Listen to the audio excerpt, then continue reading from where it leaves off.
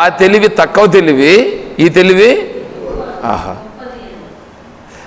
ఇప్పుడు వీడికి ఉండేటువంటి ఒక సైంటిస్ట్ అయ్యాడని అనుకోండి, వీడికి ఉండే సైంటిస్ట్ నాలెడ్జ్ వేరే వాళ్ళకు ఉండేటువంటి నాలెడ్జ్ తక్కువ ఉంటుంది. ఇప్పుడు ఆ నాలెడ్జ్ ఈ నాలెడ్జ్ ఉన్నప్పుడు వేరే వాళ్ళను తనలాగా చూస్తాడా? ఇప్పుడు ఇతరుల నుంచి తనను దూరం చేసింది ఏది?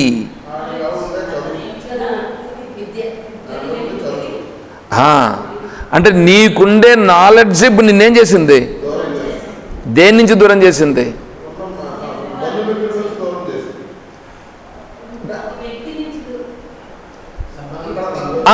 సమానత్వము నుంచి దూరం, ఎంత దూరం చేసేసింది? అసలు బంధువులనే నువ్వు సమానంగా చూచుటలా, ఇంకా మిగతా వాళ్ళని ఏం సమానంగా చూస్తావు? చూడండి ఎంత ఇది ఉందో. ఇప్పుడు నాలెడ్జ్ అంటే నీ బుద్ధిలో ఉండేటువంటిది, నీ బుద్ధిలో నువ్వు సంపాదించినావు కదా ఇది. తర్వాత కులం ఏం చేస్తూ ఉందండి? నేను గొప్ప కులం వాడిని, ఇంకొకడు తక్కువ కులం వాడు. చేసిందా? దూరం చేసిందా? సమత్వ భావన వచ్చిందా?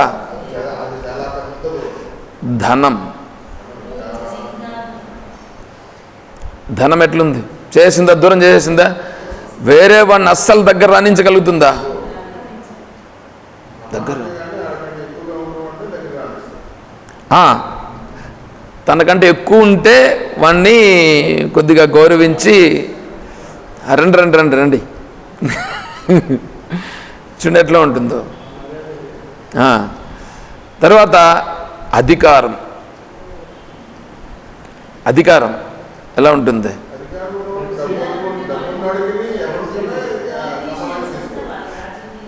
సమత్వ భావం నుంచి ఎంత దూరం తీసుకుపోయింది. ఇదంతా తెలివితో జరిగిందా, ఇంక వేరేమన్నా జరిగిందా? తెలివితోనే కదా. ఇప్పుడు మైండ్లో ఉండే తెలివే కదా. నెక్స్ట్ వీడికి ఒక టెక్నికల్ క్వాలిఫికేషన్ ఉందని అనుకోండి. ఇంకా టెక్నికల్గా అంటే తను ఏదైనా సరే ఒక మంచి చేయగలుగుతాడు అనుకోండి, వేరే వాళ్ళు చేయలేరు. అప్పుడు కూడా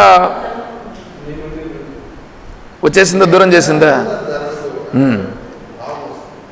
తర్వాత ఇవన్నీ ఇంకా వీటిలో చెప్తే ఇంకా చాలా ఉంటుంది. ఇంకొకడు రూపం బాగున్నాడు, రూపం చూసేదానికి చాలా బాగున్నాడు. ఇప్పుడు వీడు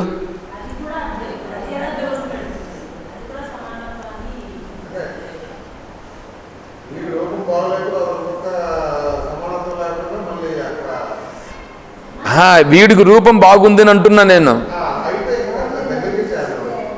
వీడి వెంట్రుకలు కర్లింగ్ హెయిర్స్ ఉన్నాయి, కర్లింగ్ హెయిర్స్ ఉంటాయి. వాడు ఎలా ఉంటాడు? ఇప్పుడు మనోళ్ళు అదే కదా చేసుకుంటాండి. అది ఇట్లా నడుస్తూ ఉంటే ఎగరాలన్నమాట. ఇక్కడ ఎగరాల స్టెప్ బై స్టెప్ అట్లా ఉంటే, అట్లా పడుతూ ఉంటే ఏదో అది ఉంటుంది. సో వాటి కోసమే కదా చేస్తున్నారు. ఈ ముఖాన్ని గ్లో కోసం అక్కడ పోయి ఏంటంటే చేసుకుంటున్నారుగా. అంటే ఇవంతా ఏమవుతున్నాయి? దూరం సమత్వ భావన నుంచి దూరం చేస్తున్నాయిగా. సరే, ఇవంతా ఒకటి ఉన్నాయండి. ఇంకొక అతను వేదం చదువుకునేదానికి వెళ్ళాడు, వేదం చదువుకుంటున్నాడు.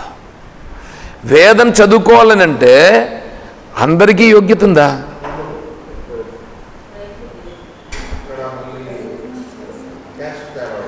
వేదము చదువుకునేదానికి టీటీడీ వేద పాఠశాలలో అప్లై చేస్తే నీవు బ్రాహ్మణుడువు కాదు కాబట్టి, బ్రాహ్మణునిలో వేరే సబ్ క్యాస్ట్లు ఉంటాయి, కొన్ని సబ్ క్యాస్ట్లు ఉంటాయి. ఆ క్యాస్ట్ నువ్వు ఒరిజినల్ బ్రాహ్మణ్ కాదు, నీకు దీంట్లో ప్రవేశము లేదు. వేదంలో చెప్పిందా? పోనీ అట్లనేమన్నా వేదం అందరికీ సమానమని చెప్పింది. వీళ్ళు ఏం చేశారు? దూరం చేశారు. సరే, ఇప్పుడు వేదములు 4. ఒక వేదం చదివిండే ఒకతను ఉన్నాడని అనుకోండి. ఆ వేదం చదివిండేవాడు ఉంటే ఇప్పుడు మనం ఏదో భగవద్గీత విచారణ చేసుకుంటున్నాం కదా, అక్కడ ఆ తీర్థము ప్రసాదాలు ఇచ్చేవాడు ఉంటాడని అనుకోండి. వాడు ఎవడికి ఇస్తాడు తెలుసా? ముందు తీర్థం వేదం చదువుకోండి వాడికి ఇస్తాడు. వేదం చదువుకోండేవాడికి ఇస్తాడు, వీళ్ళకి ఇవ్వడు. అంటే ఇప్పుడు వేదం చదువుకోండేవాడు గొప్పనా, దీంట్లో సారాన్ని గ్రహిస్తూ ఉండేవాడు గొప్పనా? కానీ వాళ్ళు ఏం చేస్తారు?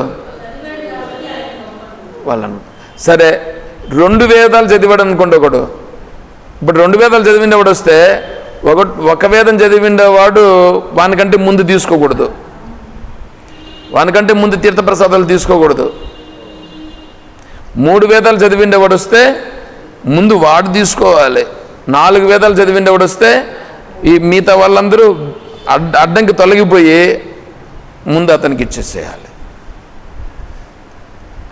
తర్వాత శాస్త్రాలు ఉన్నాయి.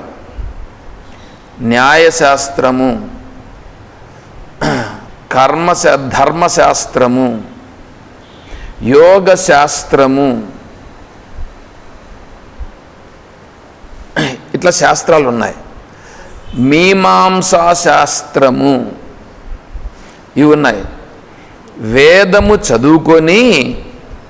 వేదం చదువుకుంటేనే సరిపోదని వాళ్ళు గురువులు ఏం చెప్పారంటే, ఏదైనా ఒక శాస్త్రాన్ని అధ్యయనం చెయ్యి అని చెప్తే వాళ్ళు ఏం చేశారంటే వ్యాకరణ శాస్త్రాన్ని చదువుకుంటున్నారు.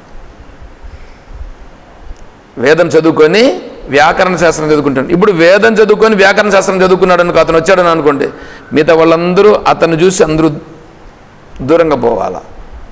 సమత్వ భావన ఎక్కడొస్తుంది? తర్వాత ఇవంతా ఒక వారగా పెడతాం. వేదాంతం చదువుకున్నాడు అని అనుకోండి, ఒక అతను వేదాంతం చదువుకున్నాడు. ఇప్పుడు వేదాంతంలో చెప్పేది ఏమిటి? వేదాంతంలో అందరూ సమత్వము అని కదా చెప్తున్నారు. వేదాంతంలో సమత్వం గురించి చెప్తా ఉన్నారు. కానీ ఇప్పుడు వేదాంతం చదువుకున్నాడు, ఇతను ఏం చేస్తాడు తెలుసా? సమత్వాన్ని చూడ్డు. వేదాంతము నాకు తెలుసు. ఇప్పుడు ఇతను హై, మిగతా వాళ్ళు లో. తేడా వచ్చేసింది చూడండి. మరి ఇప్పుడు ఇక్కడ సరిపోతా ఉంది. ఇప్పుడు వీళ్ళు గొప్పనా లేదా సమత్వ భావన చూస్తూ ఉండేవాడు గొప్పనా?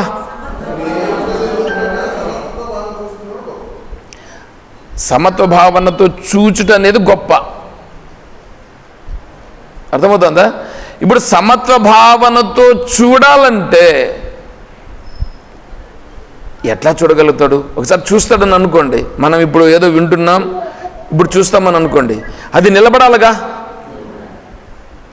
అది నిలబడాలి కదా. ఆ నిలబడుట అది దృఢమగుట. అది దృఢం కావాలంటే ఇప్పుడు ఈ వేదాంతము ద్వారా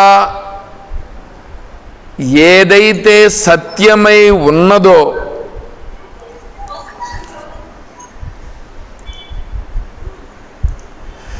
ఏదైతే సత్యమై ఉన్నదో ఆ సత్యమును ఈ బుద్ధి ఉంది చూడండి, బుద్ధి గ్రహించాలి, అనుభవానికి తెచ్చుకోవాలి. ఇప్పుడు చూడండి, ఇప్పుడు నేను మళ్ళీ ముందుకెళ్ళాను, ఇప్పుడు ఎంతసేపు ఇంకా వెనక్కి వస్తాను. ఇప్పుడు బుద్ధి అంటే మనస్సు ఉంది కదా, బుద్ధిలో బయట అంతా తెలుసుకున్నావు కదా నువ్వు. ఇవంతా ఈ నాలెడ్జ్ ఇదంతా ఏదైతే ఉన్నదో, ఈ వివేకం ఏదైతే ఉన్నదో, వేదాంతం ఒకటే కాదు, నువ్వు మిగతా సరే ఇక్కడ ఇంకొక మాట చెప్పాల్సి ఉంటుంది, అది చెప్పేసి మళ్ళీ వెనక్కి వస్తాను నేను. ఇప్పుడు నీకు నాలెడ్జ్ ఉంది కదా, నీకు నాలెడ్జ్ ఉంది, కర్మ ఉంది, శరీరం ఉంది, ఇవి 3 ఉన్నాయి కదా. 3ంటితో ఏం చేయాలంటే 3ంటిని ఉపయోగించుకోవాలని కదా చెప్పినాం. 3ంటిని ఉపయోగించుకోవాలి. ఇప్పుడు దీంట్లో నీ యొక్క వయస్సును బట్టి ప్రారంభంలోనే నేను ఆ సమత్వ భావంలోకి వెళ్ళిపోతానంటే ఓకే, గ్రేట్. ఆ సమత్వ భావంలోకి ప్రారంభంలోనే వెళ్తాను చిన్నపిల్లవాడినప్పుడు అంటే ఓకే, మంచిదే, కాదని చెప్పట్లేదు. ఒకవేళ అట్లా కాదంటే చిన్నపిల్లవాడిని వయసు అప్పుడు ఏం చేయాలంటే నువ్వు ఏదైనా సరే విద్య నేర్చుకో. ప్రాబ్లం లేదు, తప్పు లేదు. అయితే వేదాంత విద్య నేర్చుకుంటే నీకు ఇది ఏం చేస్తుంది, ఆ సమత్వ భావానికి సపోర్ట్ చేస్తుంది. వేదాంత విద్య సపోర్ట్ చేస్తుంది సమత్వ భావనకు సంబంధించి. లేదు మిగతా వేరే విద్యలు నేర్చుకున్నావు, ఓకే, దాంతో కూడా ఏం తప్పేం లేదు.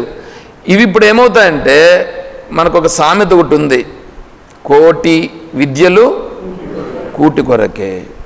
నువ్వు ఏమన్నా చదువుకో, ఎంతన్నా చేసుకో, నువ్వు ఏ పనులన్నా చెయ్యి, ఇంతవరకు చెప్పినటువంటివి ఏ పనులన్నా సరే చెయ్యి, అవన్నీ కూడా దేనికి ఉంటే కూటి కొరకే. కాబట్టి దాన్ని నువ్వేం చేయాలా, నీకుండే నాలెడ్జ్నంతా దేనికోసం అంటే కూటి కొరకు మాత్రమే అని గ్రహించు. నీకుండే నాలెడ్జ్ అంతా కూడా ఇప్పుడు దేనికోసం, కూటి కొరకే. దానికోసం కాకుండా ఇంక దేనికన్నా ఉందా అంటే, నువ్వు ఇప్పుడు దాన్ని ఏం చేయాలంటే దానికి ఉపయోగించుకో. అంటే శరీరం అనేటువంటిది జరగాలిగా, జీవనయాత్ర కొనసాగాలిగా. ఆ జీవనయాత్ర కొనసాగే దాని కొరకు నీకున్నటువంటి నాలెడ్జ్ను ఉపయోగించుకొని జీవనయాత్రను కొనసాగించు. అంటే ఇప్పుడు ఏమవుతుంది, నీకున్నటువంటి ఆ బుద్ధిలో ఉన్నటువంటి దాన్ని ఏమంటున్నామంటే ఇంటలెక్ట్, లేకపోతే విషయ పరిజ్ఞానం ఏదో వాళ్ళ స్థాయిలో ఏదో ఒక స్థాయిలో సంపాదించుకొని ఉంటారు.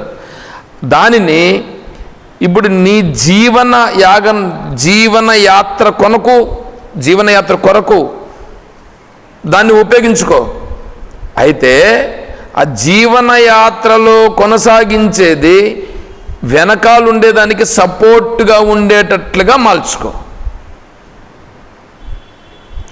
అంటే ఇప్పుడు ఏమవుతుంది తెలిసిన, నువ్వు దీన్ని తెలుసుకుంటూ వస్తే ఈ వివేకం, ఏ వివేకము, వెనకాలన్నటువంటిది ఏదైతే సత్యమై ఉన్నదో ఆ సత్యమైనటువంటి వివేకము నీకు గన కలిగితే, ఆ సత్యమైనది నీకు తెలిస్తే, ఇప్పుడు నీకున్నటువంటి ఈ వివేకము గొప్పనా, అది గొప్పనా? అది గొప్ప కదా. అంటే ఇప్పుడు నువ్వేం చేయాలంటే నీ మనస్సులో నీ బుద్ధిలో ఉన్నటువంటి దానిని పొందేదానికి ప్రయత్నం చేయాలి.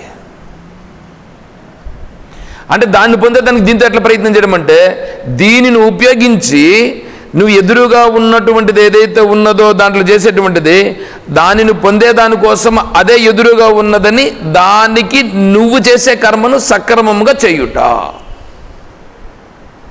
అది కర్మయోగం. ఇప్పుడు కర్మ వచ్చేసింది చూడండి. ఇప్పుడు ప్రాణం చేత నువ్వు కర్మ చేస్తావుగా, ప్రాణము చేత నువ్వు చేసే కర్మ అంతా ఇప్పుడు ఏమైపోయింది, వివేకము ద్వారా నువ్వు చేసే పని వెనకాలన్నటువంటి తత్వమును తెలుసుకునే దానికి సపోర్ట్ చేసేటట్లుగా ఉన్నది. ఇప్పుడు అహంకారం ఇవంతా ఏమవుతాయి, అక్కడ డౌన్ అవుతాయి.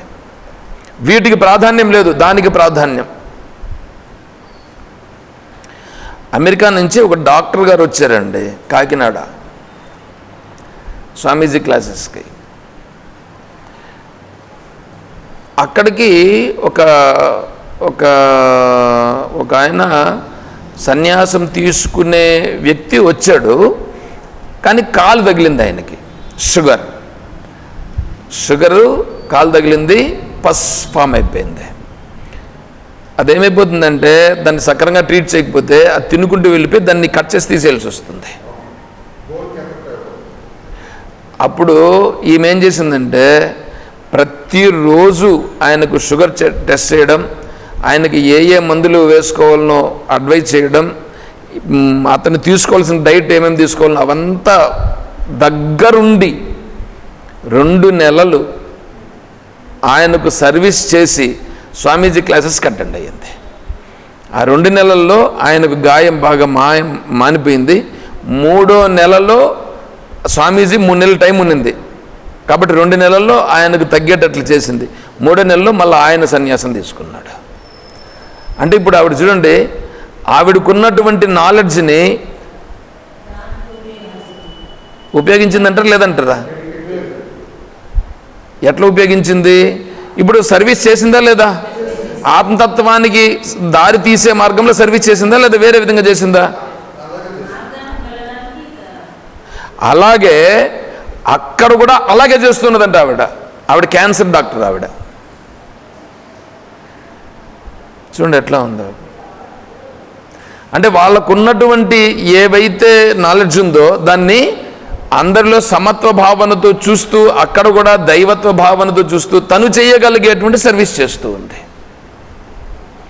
ఇప్పుడు దీన్ని నేను బట్టి చెప్పానంటే, మన దగ్గర ఏది ఉందో, మన దగ్గర ఏ నాలెడ్జ్ అన్నా ఉన్నిలే, ఆ నాలెడ్జ్ ఏదైనా కావచ్చు, దానిని ఇప్పుడు ఏం చేయొచ్చు? అన్ని ప్రపంచంలో సమిష్టికి ఉపయోగపడేటువంటివే కానీ సమిష్టికి ఉపయోగపడనివి ఏవీ లేవు. చివరికి వంట చేసేది తీసుకోండి, వంట చేసినా కూడా ఇతరులకు ఉపయోగపడుతుందా లేదా? వంట చేసేది కూడా ఉపయోగపడుతుంది. బట్టలు కుట్టేది అది ఉపయోగపడుతుంది, బట్టలు ఉతికేది అది కూడా అన్నీ అంతేనండి. నువ్వు ఏమన్నా చెయ్యి. ఇప్పుడు బ్రిడ్జ్ ఇంజనీర్ ఇప్పుడు ఇంజనీరింగ్ చేసి బ్రిడ్జ్ కట్టాడని అనుకోండి, కన్స్ట్రక్షన్ చేశాడని అనుకోండి. కన్స్ట్రక్షన్ చేస్తే రెండు ప్రయోజనాలు వస్తాయి దాని నుంచి. ఒకటి, తనకు ఆ బ్రిడ్జ్ నిర్మాణం చేసి దాన్ని అంతా కన్స్ట్రక్షన్ చేసిన దానికి తనకు ఒక అమౌంట్ వస్తుంది, నెక్స్ట్ రెండవది, ఆ బ్రిడ్జ్ సక్రమంగా ఉంటే అక్కడ ఉండేటువంటి జనానికి ప్రయోజనం కలుగుతుంది. సో దీనిపైన ఏమైందంటే, ఒకసారి గవర్నమెంట్ టెండర్ పిలిచిందన్నమాట. టెండర్ పిలిస్తే రామకృష్ణ మిషన్ వాళ్ళు టెండర్ వేశారు. అందరూ వేసిన దానికంటే తక్కువ టెండర్ వేశారు. సో ఇప్పుడు టెండర్లో ఎవరు తక్కువ వేస్తే వాళ్ళకు వస్తుంది. సో టెండర్ వాళ్ళకు వచ్చింది. టెండర్ వాళ్ళకు వచ్చిన తర్వాత వాళ్ళు ఆ పనిని యాక్యురేట్గా చేసి మళ్ళీ 150 కోట్లు గవర్నమెంట్కి రిటర్న్ ఇచ్చారట. అంటే చేయాల్సిన పనిని యాక్యురేట్గా చేశారు. ఎట్లా చేయాలనో, ఏ విధంగా చేయాలనో, ఎంత కరెక్ట్గా చేశారు. అదే మిగతా వాళ్ళు అయితే ఏం చేస్తారు?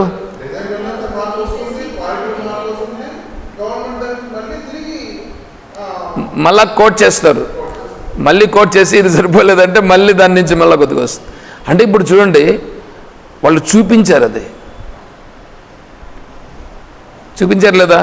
అంటే ఆ దీంట్లో కూడా వాళ్ళు చేశారు లేదా సక్రమంగా? నెక్స్ట్ లాయర్, గాంధీ మహాత్ముడు లాయర్, ఆయన లండన్లో పోయి బారిస్టర్ చేశాడు. సరే, అక్కడి నుంచి వచ్చిన తర్వాత ఏదో ఒక కేసు తీసుకున్నాడు, వాదించినాడు, ఈయన గెలిచినాడు. కొంతకాలమైన తర్వాత ఈయనకు విషయం తెలిసింది, ఈయన గెలిచిన కేసులోనే ఆ క్యాండిడేట్ తప్పు చేశాడు, అది వాడే చెప్పాడు. వెంటనే ఈయన వచ్చి మళ్ళా కేసు రీఓపెన్ చేసి ఈయన వాదించిన కేసునే వీడు తప్పు చేశాడని చెప్పి మళ్ళీ దీన్ని ప్రూవ్ చేసి వాడిది తప్పు అని మళ్ళీ వీరు వాదించారట. నేను చదివాను దీన్ని.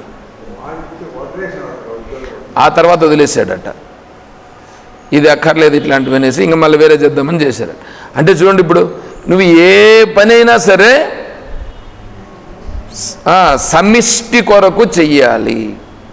సమిష్టి కొరకు చేస్తే ఏమవుతుందంటే, సమిష్టి కొరకు చేస్తే అది ఈశ్వరునికి చేసినట్లు అవుతుంది.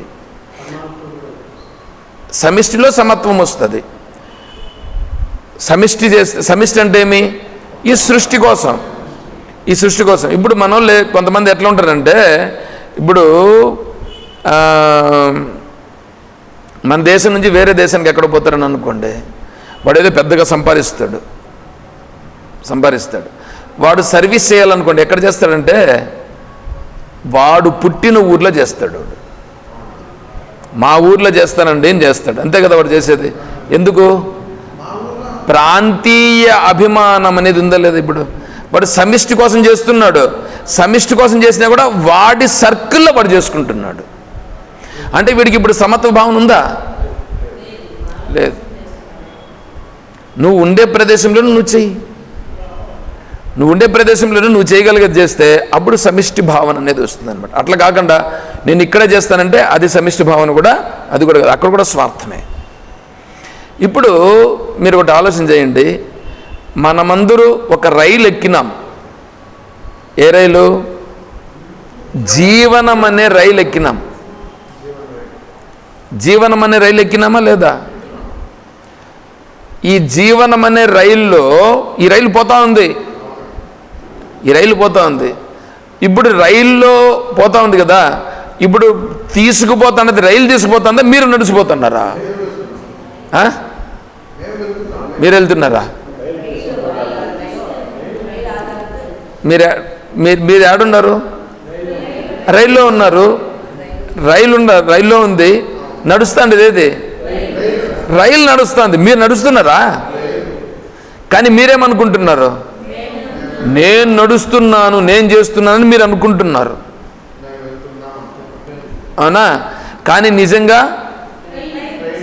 ట్రైన్ పోతా ఉంది, ట్రైన్లో నీకు అన్ని ఫెసిలిటీస్ ఉన్నాయి, ఉన్నాయా లేదా? ట్రైన్లో ఎక్కినా, ఫ్లైట్లో ఎక్కినా, ఏదైనా అంతే ఫెసిలిటీస్ ఉంటాయి అక్కడ. కానీ పోతా ఉండేది అది. మనమేమనుకుంటున్నాం?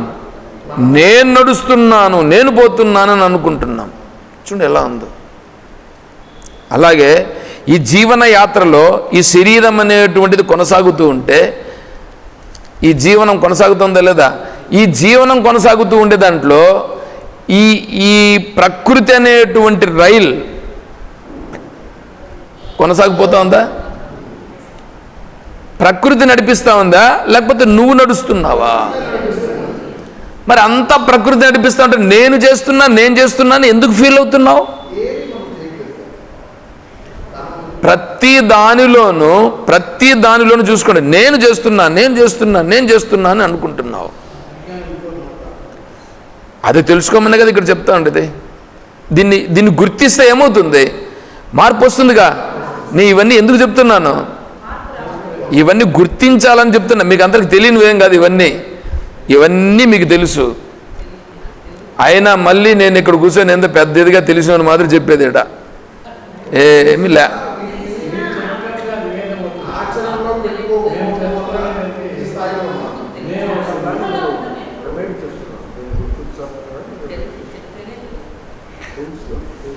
కాబట్టి ఇప్పుడేంటంటే వ్యష్టి సమిష్టి రెండు ఉన్నాయి. వ్యష్టి అనేదాన్ని ఇప్పుడు ఏం చేయాలంటే సమిష్టిలో కలిపేయాలి. వ్యష్టి కోసం కాకుండా సమిష్టి కోసం చేయాలి. వ్యష్టి సమిష్టి కోసంగా ఉండగలిగేటువంటి స్థితిని వాడు ప్రారంభ స్థాయిలోనే చేయగలిగితే ఓకే, గ్రేట్. ప్రారంభ స్థాయిలో చేయలేకపోయినాడు, పోనీ కొద్దిగా పై స్థాయికి వచ్చినాడు. ఎందుకంటే వాడు కోరికలు అవి ఇవి ఉన్నాయి కాబట్టి, దాన్ని పరిపక్వం రాలేకపోయింది కాబట్టి, సరే పెళ్లి చేసుకో, ఏదో కొద్దిగా అనుభవించినాడు, పిల్లలైనారు, అంత అయింది. సరే తర్వాతన్నా రావాలిగా, తర్వాతన్నా ఆ మార్గంలోకి రావాలిగా. అప్పటికి రాలేదు. పోనీ ఇంకొద్దిగా పెద్దోడైనాడు, పిల్లలకి పెళ్ళిళ్ళు అయినాయి, అప్పుడన్నా రావాలిగా. ఇప్పుడు ఎందుకంటే మీరు ఏ పని చేస్తూ ఉంటారో అదే మీ మనసులో ప్రింట్అవుట్ అవుతుందా, వేరే అవుతుందా? మీరు చేసేది ఏదుందో, మీరు వ్యవహారంలో ఏదుందో, మీ చుట్టూ ఏది చూస్తుంటారో అదే మీ మనసులో ప్రింట్ అవుతుంది. అది ప్రింట్ అయ్యేదాని వలన మీరేమవుతారు? మీ సహజత్వానికి దూరం అవుతారా, దగ్గర అవుతున్నారా? సహజత్వానికి దూరం అవుతున్నారు. అందుకోసం ఏం చేయాలి? మీరు శరీరముతో చేసిన కర్మ చేసిన, మనసుతో ఆలోచన చేసిన సహజత్వానికి దూరము కాకుండా ఉండగలిగేటువంటివి చెయ్యాలి. పాయింట్ క్యాచ్ చేసుకోండి. అంతటికి కలిపి ఒక పాయింట్ కోసం, ఈ ఒక పాయింట్ కోసమే ఇంతసేపు తిప్పుకొని వచ్చింది. అంటే శరీరముతో ఏమి చేసినా, కర్మ ఏమి చేసినా మనస్సు చేత బుద్ధి చేత ఆలోచన చేస్తూ నువ్వేమైనా చేసినా ఇవంతా కూడా సహజత్వం. అది సహజత్వం అంటే ఏమిటి? వెనకాలన్నటువంటిది సహజత్వం, అది నిత్యమైనది, అది సత్యమైనది. ఇప్పుడు మనకు చూడండి బ్రహ్మజ్ఞానావళి మాలలో మీరు చూడండి ప్రతి శ్లోకంలోనూ ఒక చివరి లైన్ చూడండి, అహమేవాహం అవ్యయః ఉన్నదా? అహం ఏవ అహమవ్యయః. ఏమండి? అహమేవాయం అవ్యయః. అవ్యయము ఉన్నదా? అవ్యయము. అహం అంటే నేను అనేటప్పుడు రెండు రకాలుగా నేను ఏంటంటే ఈ శరీరము ప్రాణము మనస్సుతో కలిపి ఉండేటువంటి నేను ఒకటి, శరీరము ప్రాణము మనస్ అంటే నీకుండే తెలివి, ఈ మూడు తెలివులు ఉన్న మూడిటితో కలిపి ఉండేటువంటిది ఒక అహం, అంటే అది నేను అంటుంది. ఇది కాకుండా వీటిని తెలుసుకుండేది వెనకాల ఉంది చూడండి, అది సహజంగా తెలుసుకుంటుంది, దానికి సామర్థ్యం ఉంది. అది ఇప్పుడు 3వ శ్లోకంలో భూమానంద స్వరూపోహం అనున్నది, భూమా అనున్నది.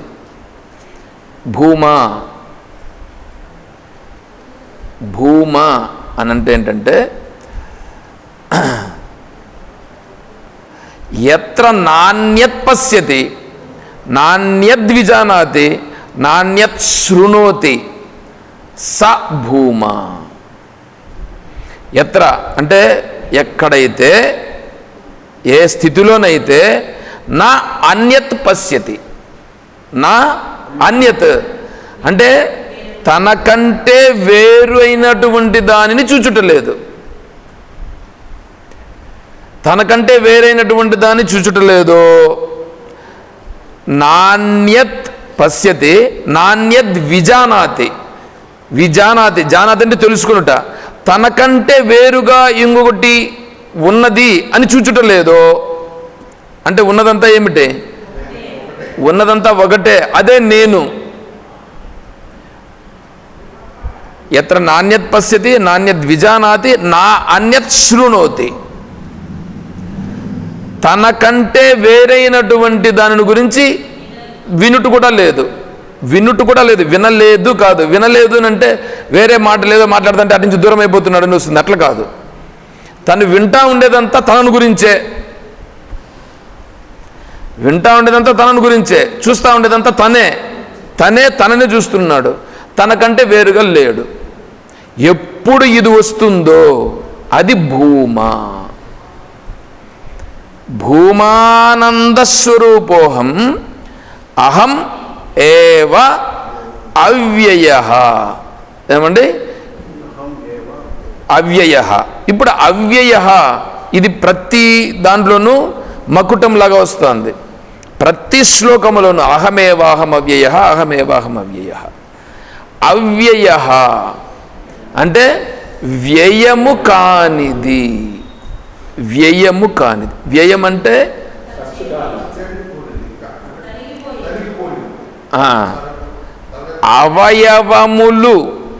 అవయవములు ఉంటే అప్పుడేమైపోతుంది అది? ఇప్పుడు అవయవములు ఉంటే ఆ అవయవములు అనేటువంటివి ఒక లిమిటేషన్ వచ్చేస్తుంది. ఇప్పుడు ఆకాశానికి అవయవములు ఉన్నాయా?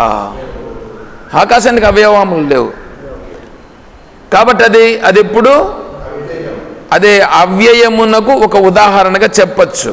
కానీ ఆకాశము కూడా ఒకదాని నుంచి పుట్టింది. ఆకాశాత్ సంభూత ఆత్మ ఆకాశ సంభూత. ఆకాశం ఒకదాని నుంచి పుట్టిందంటే అది అవయవములు కలిగినటువంటిది. కానీ మనకు చూసేదానికి ఆకాశం అనేటువంటిది అవ్యయములాగా అనిపిస్తుంది, అవ్యయం కాదు అది. చూడండి ఎక్కడికి వెళ్ళిపోయినాము. ఒక్కదాన్ని గురించి తీసుకుంటే ఆకాశము ఆ అవయవములు లేనిది. మీరు చెట్టు తీసుకోండి, చెట్టుకు ఎన్ని ఉన్నాయి? ఇవంతా అవయవములు ఉన్నాయి కాబట్టి